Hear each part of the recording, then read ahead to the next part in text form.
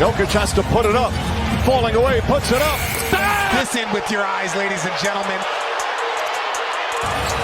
Jokic back to Murray, another three-pointer. It's good!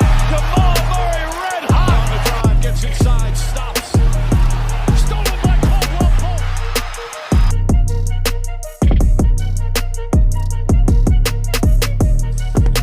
All right, welcome back to the Sports Shorts podcast. We have with us today a Nuggets Twitter legend, Jeremy Nicolls. If you've been on Nuggets Twitter, you've seen him. He's like the positive voice of reason on Nuggets Twitter that we all need, and so that's a surprise. We're super happy to have you on today. We'd love to talk a little bit about your background and kind of your Nuggets fandom, and that's kind of one of the reasons we started this podcast.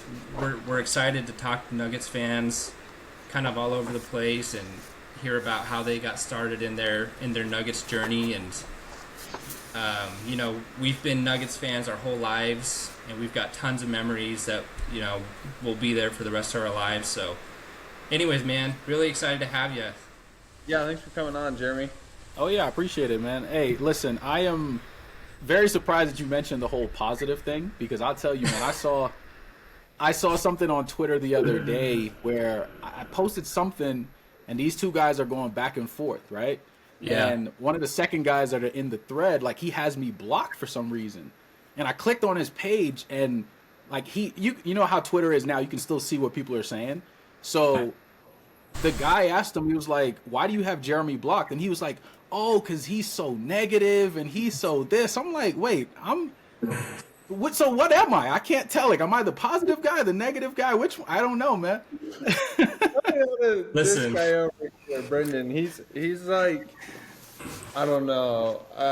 I try to be more on the positive side. He's right. Look, I'll be completely honest. I don't know exactly what my reputation is on Twitter, but I'm a pretty reactionary live tweeter, and that gets me into trouble sometimes, right? I get it. With the Westbrook crew this season, with the there's a lot of like. That's been tough. That's got to be tough to orient yourself. It's been interesting for sure. We've been I think that's a big topic, but we've been up and down on Russ all season, man. It's been an interesting season. We'll get to that. We'll get to Russ a little bit. I'll tell you that. So we'll get there. We'll get there. Yeah, we sure will. No, man, I've noticed a couple times, like when I'm a little bit negative, you'll jump into the comments and set me straight a little bit. So it's good. It's good. We all need that in our like online presence life. So we gotta keep each other accountable, man. People do it to me, so it's all good. Dude, I love that you're rocking the black NBA champion. I have the same one. I wear it when I'm feeling blue. I was gonna rock this, but I don't know how people feel about my boy Bones anymore. So got the busy on him, That's a DNVR. I was gonna rock this one, but I was like, you know what? No, I'm gonna chill.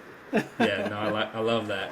So, man, I'd love to hear about like your background as a Nuggets fan. Kind of, I don't know if you're from Denver or grew up there or whatever, but right. How did you become a Nuggets fan? Have you been a Nuggets fan your whole life, and just kind of what keeps you coming back today? All right, well, it's an interesting story. So to answer your first question, no, I am not from Colorado.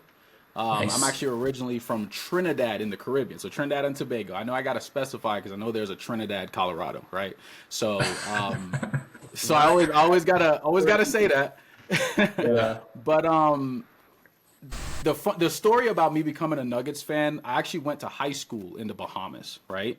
So this is in 2000, about to be 2001, and dude, listen, I'm from the Caribbean, so I only know realistically when I was growing up, it was cricket and soccer, but I was calling it football as I was growing up, right?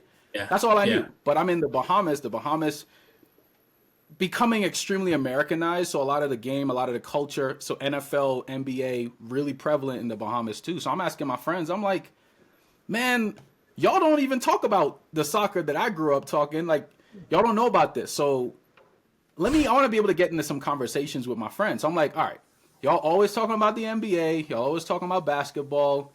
I want to have a team now. I want to become a fan of a team. But I said, you know what? I don't want to be a fan of a team that any of y'all like. That's what it was. I was like, I don't want to be a fan of a popular team. So I asked them all who they like.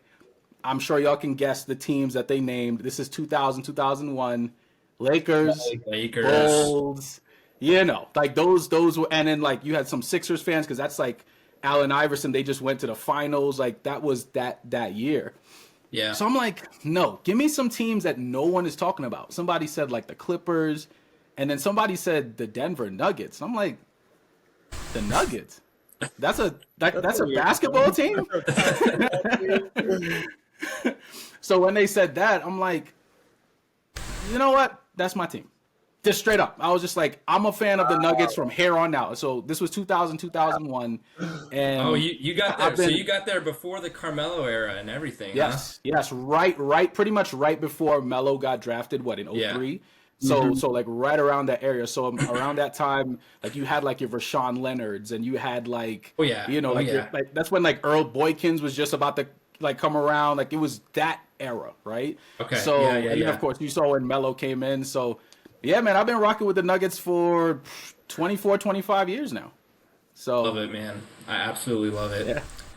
I remember watching Carmelo play with Syracuse, and we grew up in Wyoming, and so we were fans of like the Broncos growing up and stuff, but the Nuggets were terrible. The first few years of my life, and so I was so down on them, and then watching Carmelo in that NCAA tournament the year before he got drafted, and they win the championship, and then he gets drafted to the Nuggets, and then they also do the whole revamp of their uniforms that year too. They get these sick new like baby blue uniforms, the powder blue, the powder blue.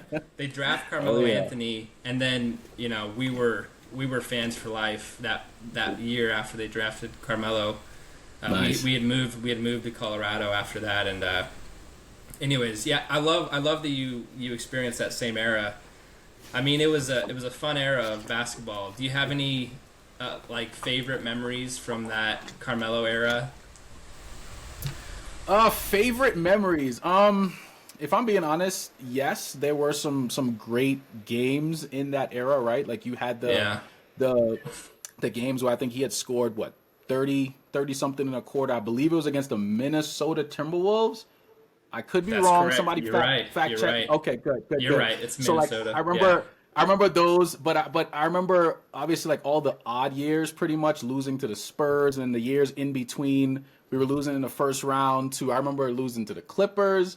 I remember losing to the Jazz, the Spurs a couple times, the Lakers a couple times. Everybody, man. Those were some tough years. Like I even remember the year with Allen Iverson when the Nuggets were playing the Spurs, and then the Nuggets won Game 1. And did they not lose the next 4? Like it was just like that kind of every year. They had such a hard time getting out of the first round. Such a hard time getting out of the first round every single year, until my favorite player of all time joined the Nuggets. Chauncey. Absolutely. Yeah, let's go. Absolutely. He's my number 2 all time. Like, dude, we've played basketball growing up, and he modeled the way we played and thought about basketball. Agreed. We still kind of play a lot of basketball, and there was this thing that Chauncey said. He was like always a 92% free throw shooter, right? Mm-hmm. And somebody once asked him, "What do you like think about when you shoot free throws?" And he says, "I just raise the ball and shoot." And so every time I shoot a free throw in any setting, that's what his voice goes through my head still. Yeah, man. You said it correctly. Mr. Big You said Stop. it correctly. Yes, that is.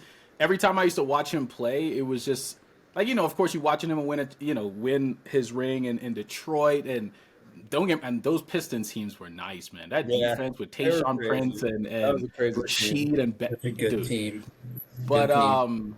and of course, you know, the Nuggets and the Pistons will always have that some type of connection because of the Darko Milicic situation. Yeah, With that that pick in the '03 draft. But yeah, but when Chauncey got to the Nuggets, like I just knew like something just felt different about the team. Now, of course, you run into LA, right? In '09 and those inbound passes from Anthony Carter and the steals from Trevor Ariza still haunt me to this day. Yeah, man. So I know exactly. Hey. I know exactly. I've gone back and watched that playoff series so many times, and the memory that is just seared in my brain is Kobe Bryant hitting. He hits like a 30-foot shot. I can't remember what game it was in, but he does that just that mean mug.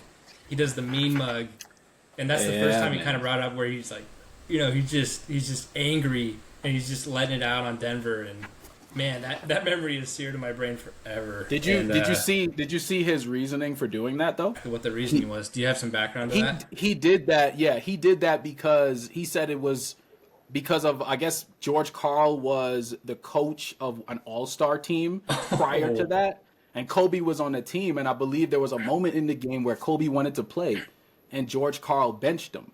So Kobe was like, so every time I see George Karl, my goal is just to tear whatever team he's coaching, and that was his reason for pretty much just going try hard against the Nuggets. In '03, were you following that draft? Because I remember my uncle and like we had some people that were really hoping that Denver drafted Dwayne Wade.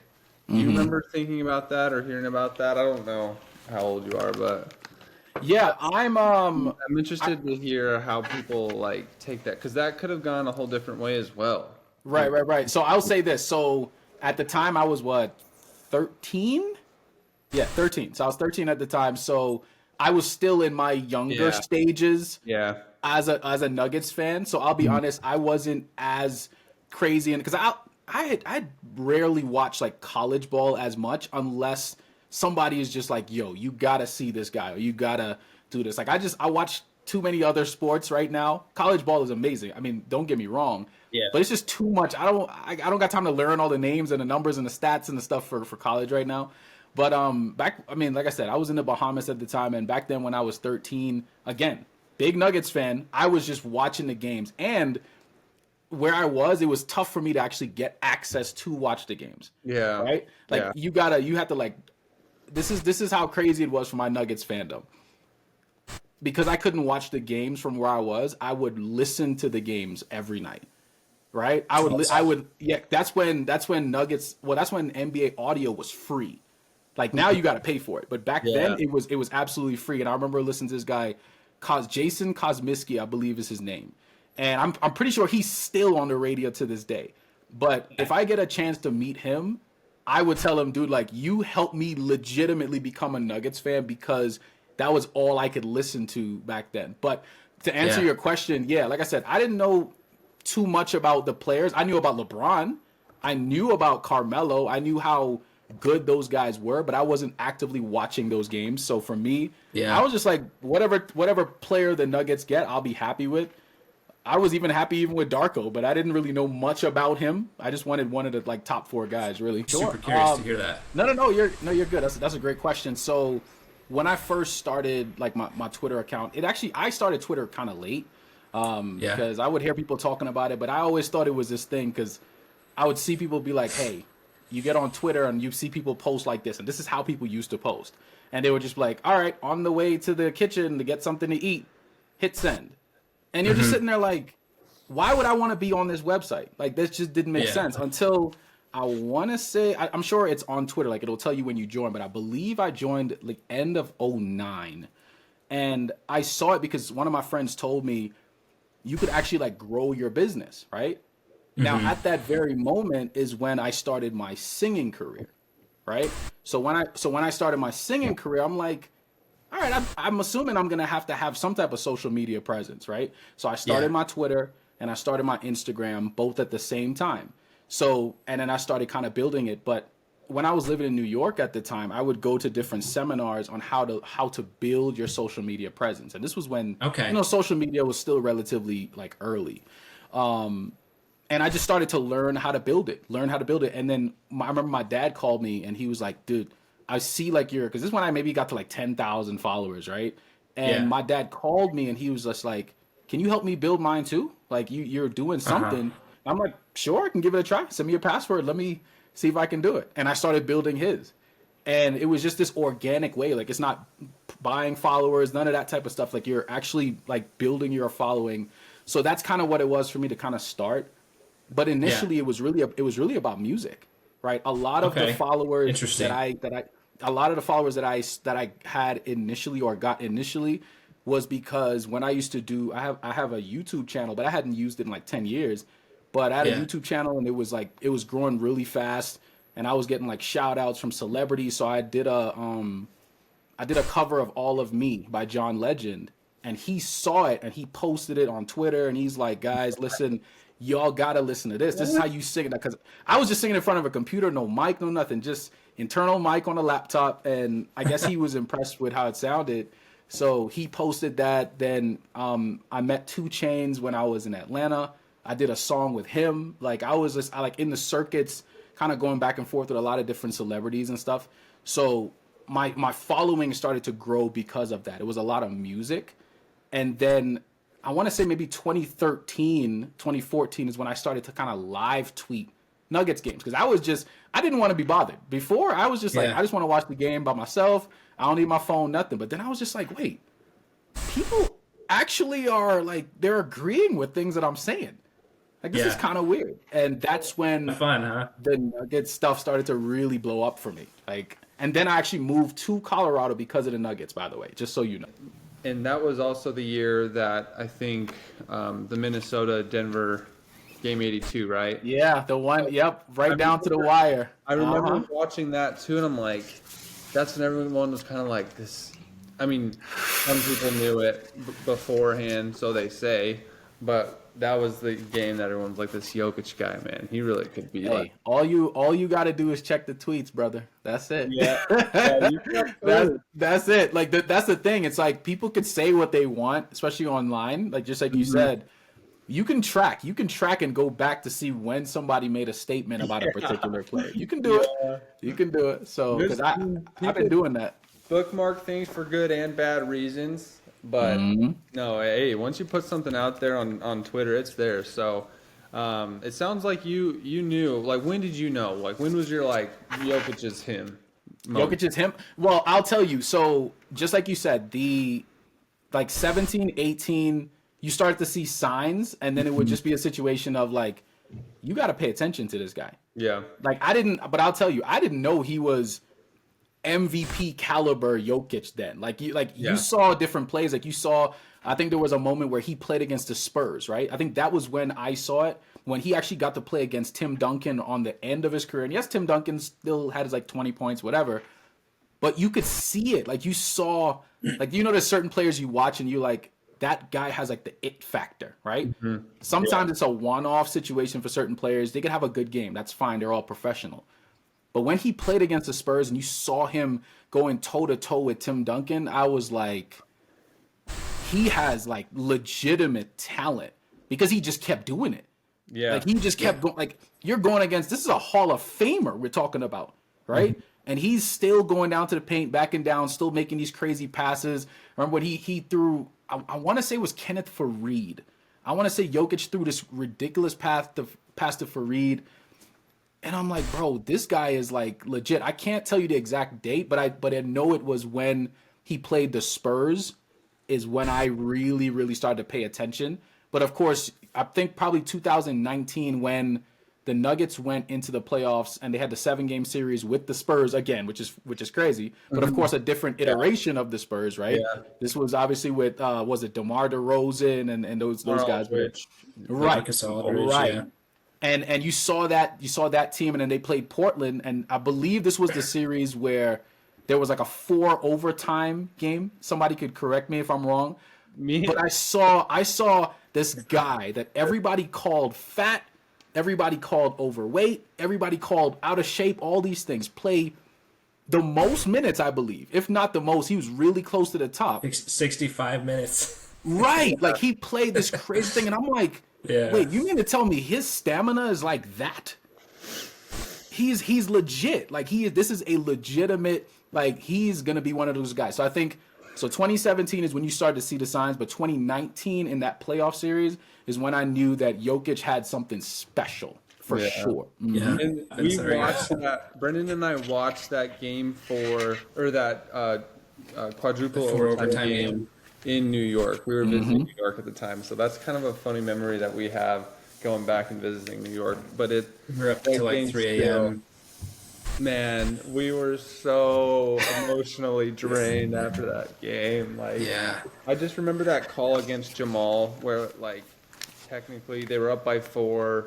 Was that at the end of regulation? They were up by 4. I and believe it was. with I believe it 30 was the end of seconds regulation. I Yeah. was like, it's over, it's Yeah. over. And Brandon's like, it's not over, Yeah. it's not over. And then Jamal gets that weird turnover where it's like they hit it out of bounds and it like barely, it's like kind of off his finger, but it's like the letter versus the of the law versus the spirit of the law. Like that's kind of up for debate nowadays, Right. because it really like it wasn't Jamal's fault that it went out of bounds. I don't know. It was Is that so actually out of bounds if it's like pushed by the defense and it like nicks the finger? Like is that real? That's one of the calls To that me, drives me it's like, crazy in sometimes- basketball. Imagine a shooter, somebody who shoots like a jump shot. If you tip that ball like as a block at all, it's going to be out of bounds on the person who blocks it. But oftentimes, the shooter will still have. To me, the shooter still is the last one to technically touch it. Yeah. But like the person who blocks it, it's always like stays, right? Always. Yeah. Yeah. And it was the That call same drives sort me of thing there. crazy. And it just drove us crazy, dude. We were like, I mean, it is what it is, but that series drained us, man. That was crazy. Yeah. That whole Yeah. playoff run was wild. Yeah. It's crazy. funny. We actually you bring up that Spurs game. We actually had Mike Singer on the show last Which last is awesome, week, by the way. Which is really which cool. was awesome. It was so cool to talk to Yeah, him. Mike is really cool. You get so many cool Jokic stories, and but he writes about that Spurs game in his book, where Jokic is playing against Tim Duncan, Greg Popovich, and how he got up for that game. Like he Yeah. wanted to No, it's impress amazing. Tim Duncan. He wanted to impress Greg Popovich. Like, and he talked about like how that demonstrated Jokic's competitive, just insanity. Like he's actually this insane competitor, where he wants to win you over. He wants to impress you. Like he goes about it in a weird way, but man, that guy's a killer, right? And it's cool that you brought that up, because that's one of the stories that he highlights as like Jokic's coming out party. So Yeah. really When I interesting. saw it too. Yeah. I mean, man, there's so many fun stories we could get into. I'd love to kind of jump to the present a little bit, Okay. where we're coming off a tough night, frankly, Yeah. for Nuggets basketball, where they kind of got embarrassed by the Lakers on their home floor last night. Jokic was kind of taken out of the game, right? They couldn't guard LA's new and improved offense, which looked, I mean, again, they looked good. Yeah, they did. Curious if you guys have any big takeaways from that game and how it kind of affects your outlook on the season going forward. Well, what do you, maybe you can go first. Yeah, I'll go first. I don't know. I think they were certainly outcoached, which Coach Malone admitted to. I think that is the first and foremost thing that happened last night. I do think, and give credit to the players on LA. Obviously, they're good. Luka had his breakout game as a Laker. They executed at a high level. The Nuggets, it's not like they were out of it the whole time at all. They came back every time they would make a run, but then they'd give up, the 10-0 run, the 8-0 run. Right after they'd get close.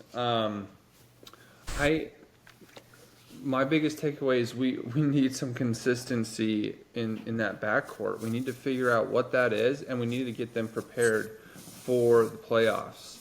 And Julian Strother, I told Brendan earlier yesterday before the game, I'm like, this feels like a playoff game. It does. It's on a Saturday. It was really warm where I live. Like, it felt like May. Like, there was just a lot of hype going into the game. It's on national TV. It's against the Lakers. And I'm like, okay, if you're a young player, if you're Julian Strother right now, you're going to be really nervous for this game. And I think this will show kind of how he might play.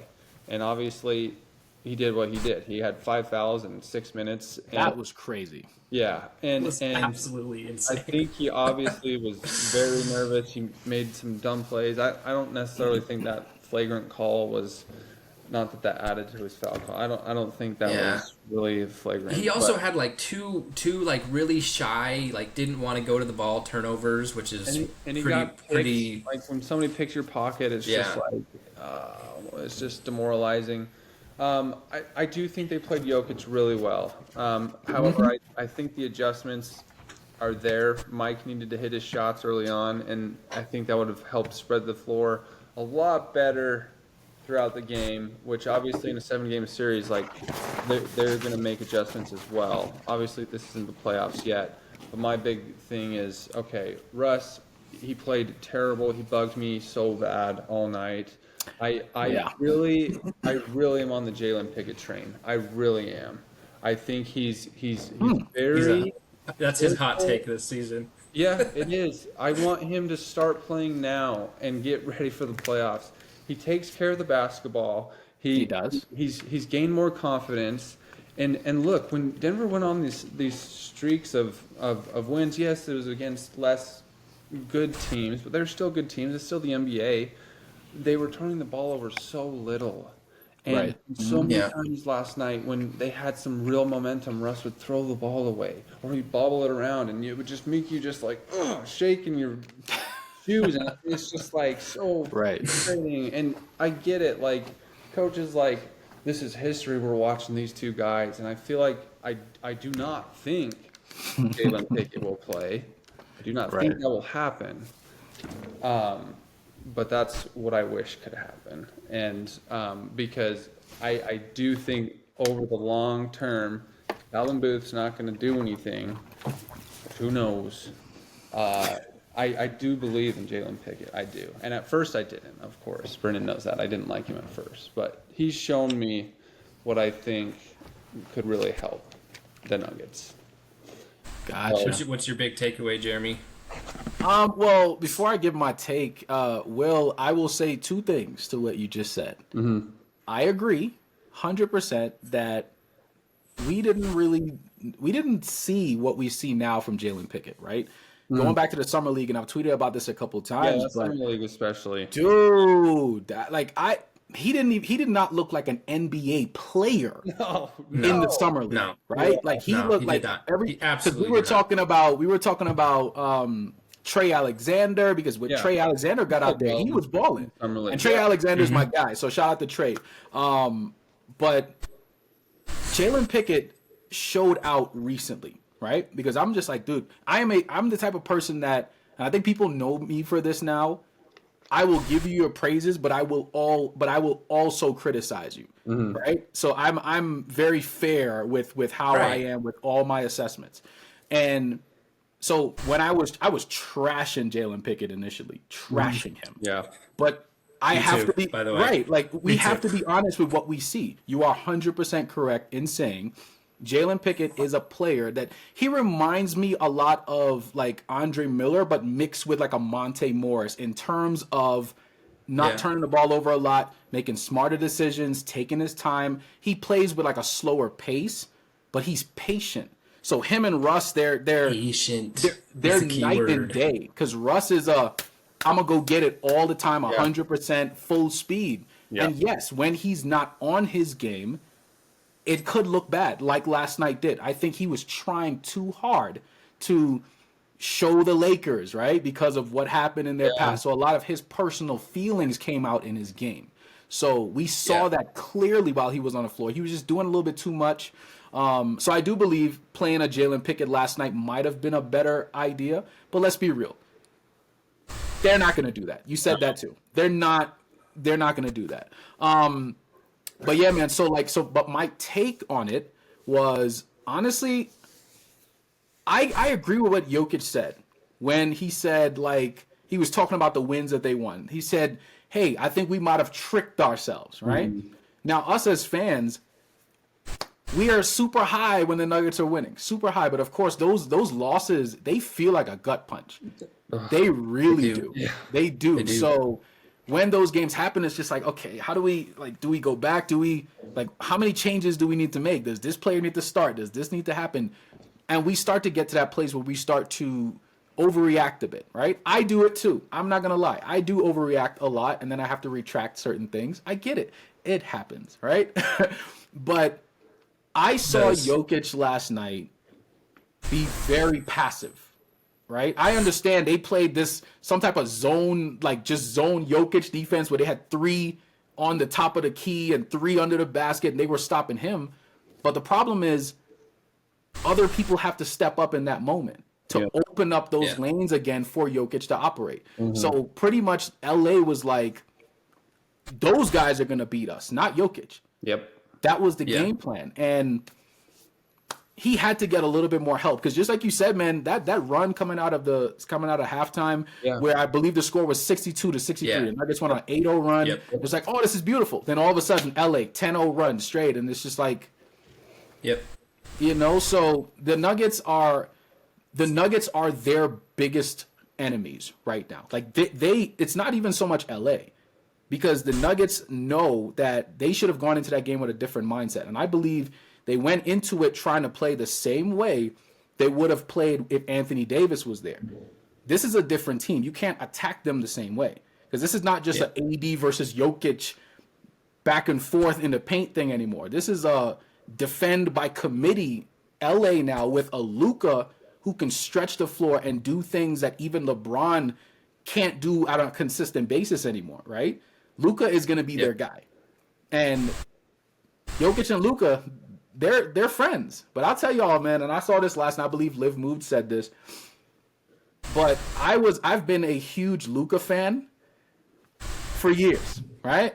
But I'll tell y'all, man, seeing him in LA and seeing him like barking at Nuggets fans and barking at this, dude, I was sitting there like, I'm starting not to like Luka now. Except I get way more like, I was at my friend's house. What a crazy series of events. And I was like, to this. oh my gosh. You know what made me feel that way, Jeremy, specifically? Where I was like, do I hate Luka? I never have I've always been a Luka fan. We do. But when he did the whole wraparound thing on MPJ, and then he did that baseline floater, and then he starts complaining and doing this, I'm like, I might hate him. I might hate him too. This happened really quickly. This is a very strange feeling, right? Yeah. And it's like, bugged me, man. Oh, I'm trying so hard to appreciate LeBron's greatness because, I think it's important to appreciate a player's greatness, in the present. But I hated Kobe when he was playing because he just kills you. Beat the Nuggets every time. And I've hated LeBron since he went to Miami, and then he went to LA, and I've hated him even more. And then Anthony Davis went to LA, and I hated him. And it's just Lakers. It's a Lakers thing, man. It's a Lakers thing. Yes, it's a Lakers thing. It's this sense of injustice that the Lakers have all of these goods, right?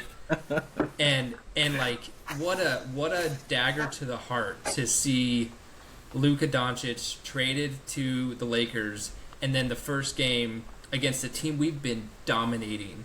Yeah, they absolutely handle you with ease, and it's just like, is this real life? Is this actually happening? Yeah. Now, going back to just big picture. Like JJ Redick said on, in his post-game interview, I was awake for 2 days preparing for this game. Yeah. I didn't sleep. He legitimately threw out a playoff game plan in a regular season game. Yes, he did. And he gave out every single adjustment in one game, which I don't think is a very good strategy to do that in a regular season game. Not long term. Not long term, no. And Mike Malone he's a great coach. He's not a great in-game adjuster. Correct. We've seen that in Minnesota's the playoff series last year. He would do great game to game, but he doesn't he doesn't really adjust. I don't know if he does it on purpose to maybe not show his cards, and especially in a game like this, like you don't want to show all your adjustments in a game like this, and that's okay. Like there's a lot of things they could have done to get Jokic off the ball.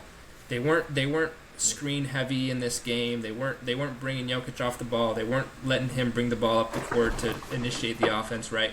So like there's a lot of things that I think Denver could do better, and I think LA just wanted this game way more. Like they were desperate. They wanted that game, and Denver, like they did their little run, and LA's like, not this time. It is not happening again. And like that, you know, when you look at it with that perspective, it's like, you know, okay, like we can take that, we can move on. I think there are a lot of things that have happened this season with the Nuggets that make me more concerned than the game yesterday. And I think it's just their defense overall is just it's not good enough for me right now. And so that's what I'm going to continue to watch in the next 15 games against good teams. Can they put together games where they, you know, they play good clutch defense, they figure out their rotations, and can they put together 10, 12, 15 games where they look like they're a team that can play playoff defense? Because they just haven't shown that this year. And so that's my biggest concern, kind of my biggest takeaway, is like, one, like you can kind of flush this game a little bit, but two, there's like these little things that we've been seeing all season long that continue to show up for Denver, that if they don't get addressed, you know, it can really come back to bite them come playoff time. I think Jamal's take was that he flushed it. I think he just said, you know, it's not gonna bother us too much. We've not overreacting for a long time against this team. For sure. There's 2 more games against the Lakers this season, so we'll get to see those adjustments within the next 30 days, like very close, very soon, which is fun. I'm excited. Yeah, it'll be really fun. Oh, great! This is gonna be interesting, guys, because in the next 30 days, I am actually about to get married. Whoa! Okay? So, whoa, man! Thank you. Brother. I appreciate that, but I will let you guys know this, and I want you to understand why I'm bringing this up. Because my fiance, Because she's a Lakers fan. Don't say it. Don't say it.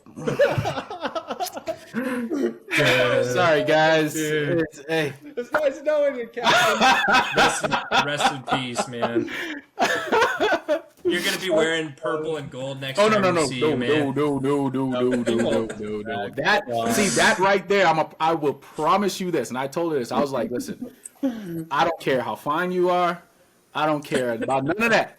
I will never in my life ever put on a Lakers anything. Like, she was about to buy me some Lakers jersey. I was like, you buy that, I will never let that touch my skin. Like, I'm like that. I don't play no games. You will never catch me in gear from another team. Ever. That is the one thing. I am as loyal as they come to the Nuggets. I'm going to make that clear. But I just said that because in that next 30-day span, especially after that marriage happens, we probably going to end up seeing the Nuggets play the Lakers again. Yeah. And we probably going to be watching that game together. So I'm hoping that the Nuggets show up the next time around. There's a lot at stake here. Yeah, especially for you now. Dude, I'm telling you. Gee. Mm-hmm. No, that's congratulations, man. Thank you. Hey, Jeremy, I know. So I want to just do a quick buy or sell segment. I have a couple statements that I'll read off. Right. And we'll just go around the panel and kind of give a quick buy or sell and a reason why. So, all right, first statement here. Nuggets ceiling is still a championship this season. Buy or sell? Buy. Buy. I'm buying that. Yeah. Okay. I'm gonna tentatively buy. Okay. I have a few concerns. Why? Okay. So, is the buy just simply Jokic? Is that it? Jeremy might give some explanation that's so like, intelligent and whatnot, but yes, yes. Okay. I'll tell you. I mean, yes, Jokic is a big part of it, right? He is. I mean, if Jokic wasn't on this team, we wouldn't be having this conversation right now, right? But Okay.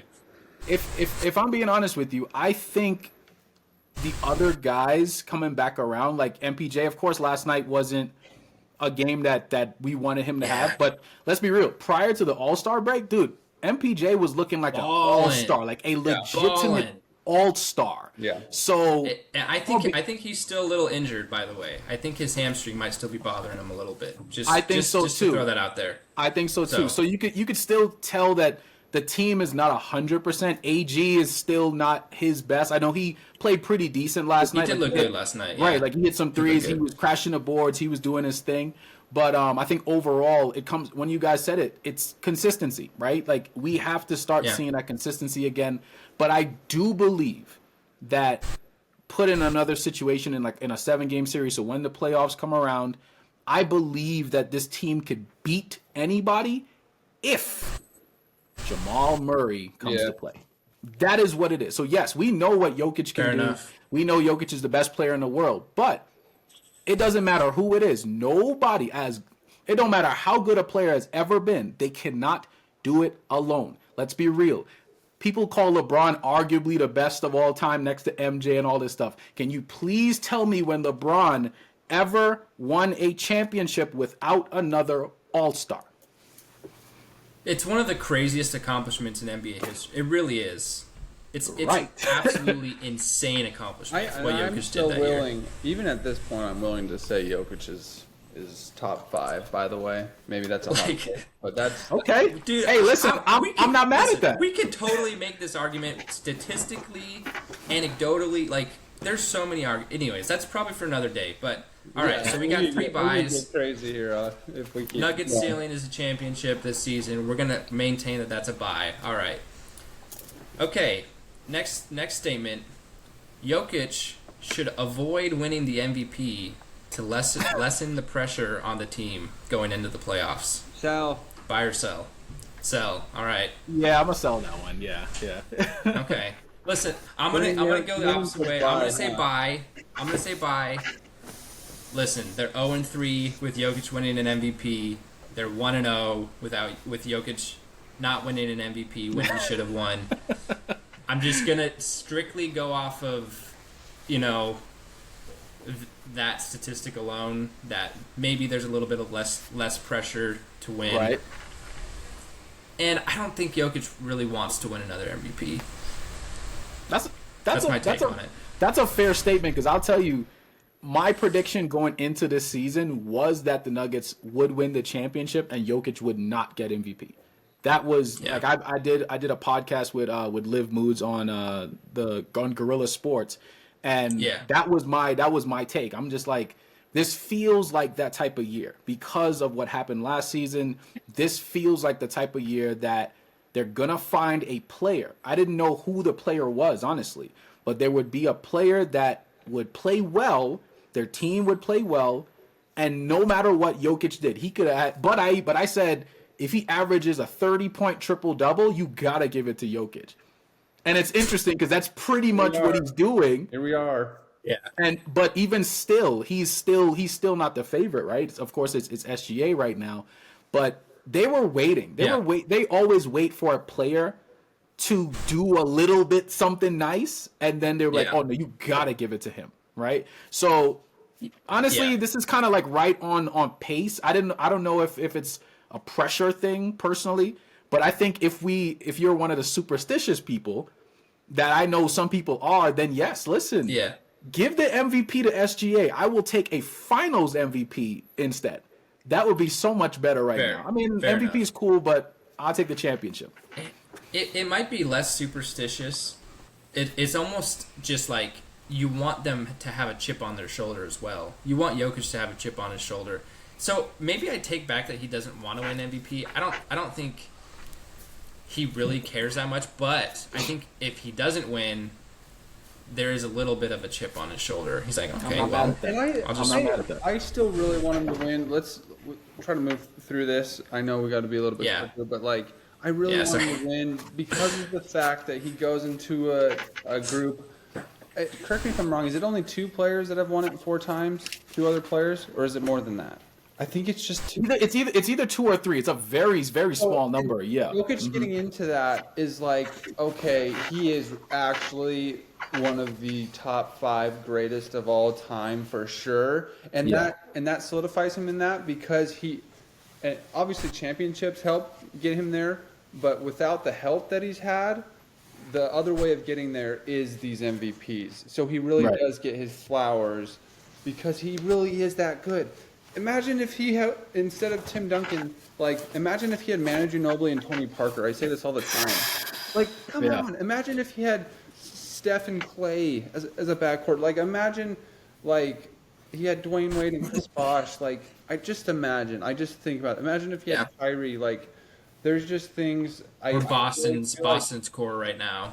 You know. Yeah. Imagine trading him for Jason Tatum and Kristaps, and he's still got this insane team. So to me, it's just like he really deserves. I still think he deserves it because it puts him in that elite company, which he's already in. That's fair. So all right, we'll move on to the next one. We'll do 2 more. Denver should try to avoid the Lakers and the Timberwolves in the first and second round, if at all possible, in the standings as they're coming down the stretch of the season. They should manipulate themselves in the standings to try and avoid those 2 teams. Ooh, I was gonna buy that at first, but the last part of the statement you made, where if they can manipulate the situation, the reason I don't want that, the reason I would sell that is because that shows weakness. And here's why. And this is why I say that, because I like it. This is a team that is capable of beating both teams, right? Yes, I understand they lost in Game 7, up 20, lose that lead. I get that. You were just last 14 games against the Lakers. You're what now, 12-2, something like that now after last night's loss.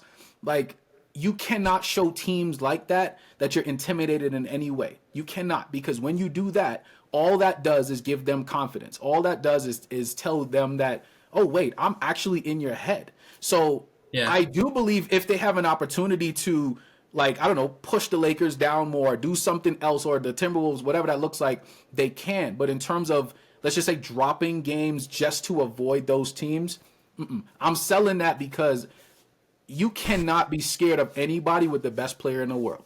You can't. Yeah. So I straight from the mouth of Michael Malone. That answer, I'm pretty sure. Yeah, and I think Jamal has said that too, or maybe that's just how I think Jamal thinks, because I think it is how he thinks. Yeah, he's a dog. Yeah, but he wants it, right? As a fan, I buy. As like, if I'm a team or a GM or a coach or a player, I'm selling that, because yes, that is not the way to think. You have to. I really, really don't want to watch another playoff series with the Lakers. Like I do because it's fun, but it's like yesterday's game I just could not enjoy. It's stressful, man. I didn't enjoy it. There's something so weird about playing the Lakers. It is the most stressful experience, even though we beat them every single time. But it is so stressful every single time. I can't stand it for some reason. And I'm starting to feel that way. I still have PTSD from last playoffs, like about the Minnesota. But I think they've downgraded so much. Cat always scared me as a fan. He really did. He still does. When they play the Knicks, I don't know. They get dominated. That scares me. All right, man. I'm gonna sell as well. I think they're capable of beating both of those teams, and I think they should believe that they can beat both of those teams. It doesn't matter when you play them, because you're probably going to if you want to win a championship. Oh yeah. All right, final question. We touched on this a little bit earlier. Russ shouldn't play in the playoffs without Jokic a single minute. Yeah, that's a good question. It's a good question. I don't know. I am not up on Russ at all right now. So hot take, in an ideal world, Jalen Pickett starts getting minutes and he plays in the playoffs and Russ sits. That will not happen. You're lucky you're not running a big Twitter account. No, I would say it. If I went up on NBA on ESPN, sat there next to Big Perk, I'd say it, and he might laugh at me. Whatever, I don't care. That's my take. They need to not turn the ball over. They're a good offensive team. They need to take advantage of that. Yeah. I don't know if I'm buying or selling anything. I don't know. Jeremy, go ahead. I will say this. I agree when bringing Russ up in that situation, because when Russ and Jokic are on the court together, there is definitely chemistry. There, we saw that from pretty much from game one. Like we saw they have some type of cohesiveness when they are on the court together. Now, I'll tell you, that one is kind of tough. I'll be real, because it's tough. I love Russ's energy. Like there's something, because I'm that type of player too. Like you guys talk about like you hoop. I'm a hooper. Now I'm a Isaiah Thomas height hooper, but I'm like that. All right, so we gonna keep that. We gonna keep that there. But when I watch Russ play, he has something that I wish a lot of other Nuggets players had too. It's that tenacity to want to win all the time. Like there is no quit in him. That's the one thing he has that a lot of players don't have. But he does turn into like this guy that has this reckless abandon at times, and I think that could cause your team to lose. But again, I'm not as down on Russ as you are, Will. Like I see what he brings to the team, and I appreciate it again because I relate. I'm that type of person. Like when I hoop or I play any sports or whatever, I'm that type of player. But I don't know, man. I don't know if I would say he just can't see a minute with Jokic not on the court. So I'm gonna sell that part because I think that's a bit extreme. But I do agree that they play well together. And to add to that really quick, Brennan, I do see Russ. He plays his best when he's not looking to score. Correct. And last night he was looking to score, and that's what drove me over the edge. Right. When he's looking to make plays, to get rebounds, to hustle, we know that's when the Nuggets and him play the best. But he didn't do that. If he can control, and I think a lot of that comes from coach. If they can make sure that he has that mindset, I'll be okay. I'll be okay because the Nuggets will be okay. If he's looking to score, we're not going to win games, big games. Yeah, I'm sorry. No, I don't have the exact stats on this, but even against good teams, the Jokic and Russ minutes haven't been great this season. Especially against good teams, they've been good against under 500 teams, and I think there was one game that I can remember where Russ really did lift them and help them win that game. That was early in the season against Oklahoma City, where I think he had 29 points and he was balling out. He looked rusty yesterday. He looked winded at times. He's coming back from injury. Look, I think I'm going to buy that you should handcuff him to Jokic in the playoffs. Mostly because I don't think he should be playing more than 20 to 25 minutes in the playoffs. And I think it's totally feasible to give those 20 minutes to him with Jokic on the court, who's going to be playing 40 minutes in every playoff game, right? So I just don't think you're helping Russ when you're putting him out there with DeAndre Jordan or Zeke Naji. You're not helping him. And so it's not even really about Russ. It's more so about how do you absolutely capitalize on what he brings you. One, he's one of their better point of attack defenders, and so if he's out there with Jokic, that helps Jokic, right? If he's able to stay in front, he's kind of fallen off a little bit with his defense in the second half of the season, but he's shown he can kind of be that guy. So I'm gonna buy. I think. I didn't like the minutes with him without Jokic yesterday at all. I think we'll probably see some more of it in the next few games because I think Malone wants to test it out. But I'm in favor of him coming off the bench, playing the last 6 minutes of the first quarter with Jokic, letting Jamal come in and run that second unit in the playoffs. So That's my thoughts on it. Yep. Yeah, I mean, overall, man, I feel good about Jamal where he's at. MPJ had a bad game, but he's good. He's played good. AG's looking good. Jokic is good. He was passive last night. CB's the best he's ever been. I'm up on Zeke. I'm up on DJ. Down on Julian, but I do. Peyton Watson's coming back, which throws so much into it. It's really interesting. Yeah. It's really interesting because I think they're a net zero with or without him, in my opinion. I don't know how much of a difference he makes, but I don't know. Fair. I don't know. Yeah. I don't know. Yeah. Just kind of wrap. I like the blocks though. On the pod. I like his high flying blocks. They're cool to watch. Blocks are so good. Yes, sir. Yes, sir. His blocks are amazing, and they get the energy in the crowd, on the team, and those are some of the good things Russ brings as well. But I do think this team will recover and win some big games over this hard stretch coming up. Yeah, They ain't got no to, choice. man. They got to. They got to. Yeah. They're gonna have to figure it out. Well, Jeremy, thanks so much, man. Thanks, Jeremy. It was super fun to my have you pleasure, on. guys. I know we had a couple technical difficulties in there, but we'll edit it all all up good. and make it look all He just pretty. had to go to the bathroom, I think. And and yeah, man, we'll keep in touch. Maybe we'll have you on again some other time. But Grizzlies lost tonight, by the way. We're still tied for second seed. Oh, did they? Awesome. Fantastic. Hey. Fantastic. All right, so we Fantastic. control our destiny now. Lovely. We control our destiny. Yeah, thanks. We got Pacers coming up. They're looking good. It'll be a big game. That's a winnable game though. That's a very winnable game. I mean, Halliburton has not been playing the way that we saw him last year.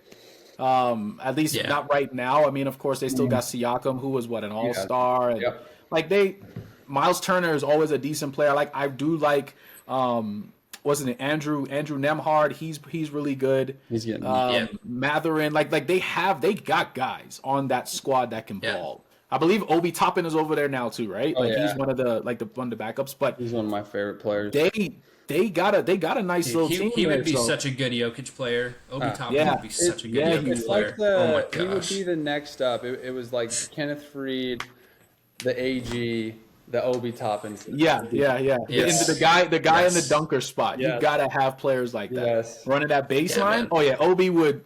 Obi would be an all-star playing with Jokic. Yeah. For sure. Don't get me wrong. Tyrese can pass the ball too, but Jokic, his gravity is different. Yeah. That's different. Especially at the. It's different, man. Yeah. All righty. But now, guys, this was great, man. I appreciate y'all having me on, man. I always enjoy getting a chance to talk Nuggets. So when you hit me up, I was like, Dude, yeah, it's so like fun, that. man. We love it. I love doing it. We so love it. anytime you guys want me on here, I'll be on it. All right, man. We'll make it happen again for We'll sure. take you up on that for sure. Sweet. All right, brother. Peace.